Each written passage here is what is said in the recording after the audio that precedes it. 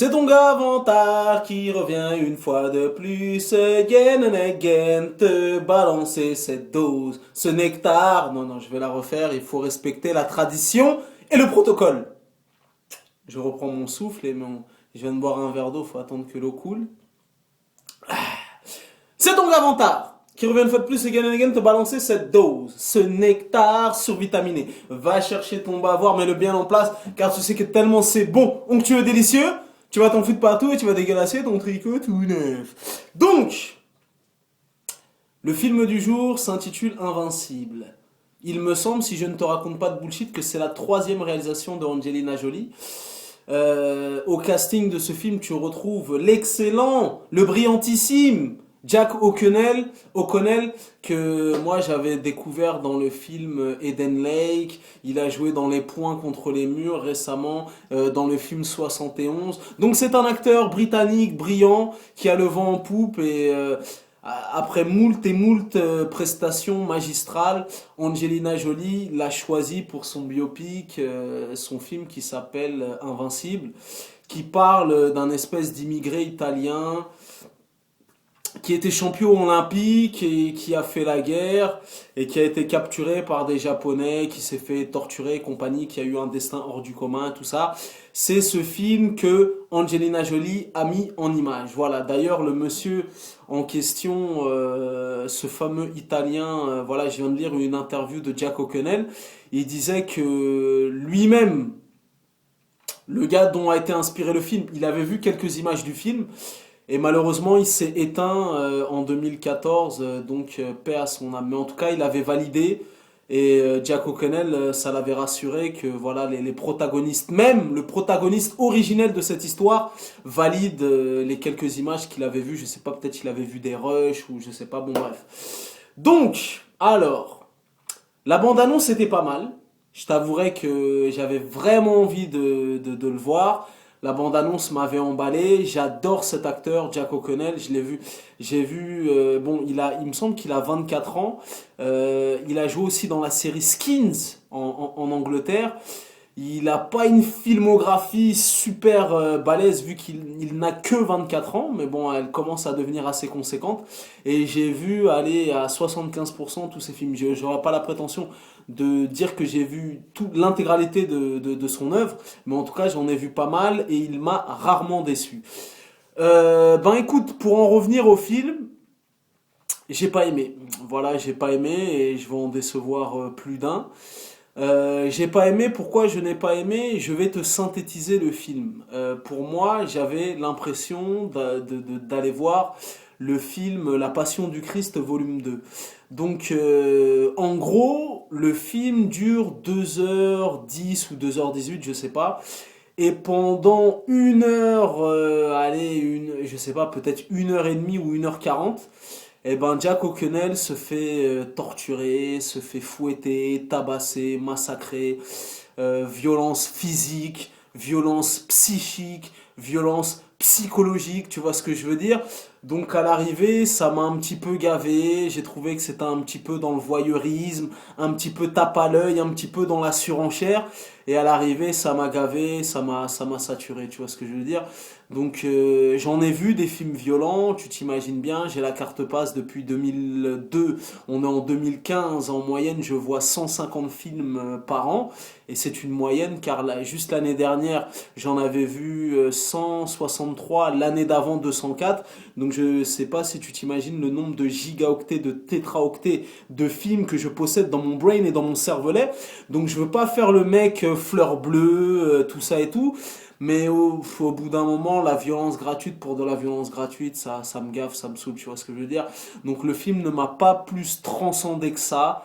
Je t'ai dit, pour synthétiser grossièrement, pendant 1h40, Jack O'Connell, il s'en mange plein la gueule. On lui casse le nez, on lui défonce la gueule, on le torture, on lui coupe les vivres, tout ça et tout. Et au bout d'un moment, voilà. Et en plus, bien évidemment, vu que c'est tourné aux États-Unis, le patriotisme à son maximum, des gros plans sur le drapeau des États-Unis d'Amérique. Nous sommes une nation unie contre l'envahisseur et compagnie, donc tous les bails patriotiques et tout. À l'arrivée, ça m'a gavé. Donc, il y a beaucoup de musique larmoyante, Beaucoup de trucs pour faire pleurer dans les chaumières et compagnie. Donc à l'arrivée, moi personnellement, ça m'a pas transcendé. Je l'ai vu une fois et j'ai pas envie de le revoir. Jusqu'à la fin de mes jours, je ne veux plus jamais le revoir parce que vraiment, c'est long, ça se traîne en longueur et c'est super répétitif. Je t'ai dit de voir un mec se faire tabasser pendant 1h40 non-stop. Autant regarder RTL 9 le samedi soir et tu regardes Ultimate Fighting et t'en auras pour ton oseille, tu vois ce que je veux dire? Donc voilà, moi personnellement, voilà.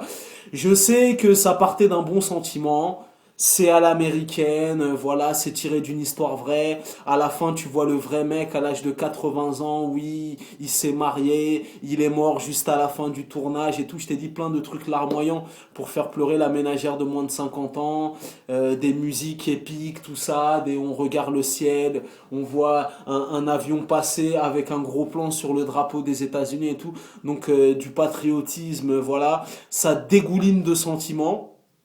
Et puis je t'ai dit, voir un mec se faire tabasser pendant 1h40, voilà. J'avais l'impression de voir la passion du Christ, tu vois.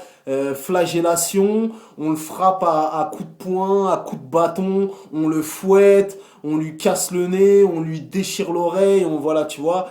Et à l'arrivée, voilà, je t'ai dit, j'ai synthétisé grossièrement, mais sur les 2h18 de film, pendant 1h30, il se fait tabasser, humilier, torturer, donc voilà. C'est un espèce de survivor, bon.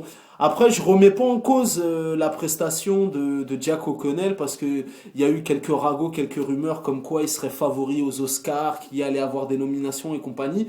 À l'arrivée, le film ne m'a pas transcendé plus que ça.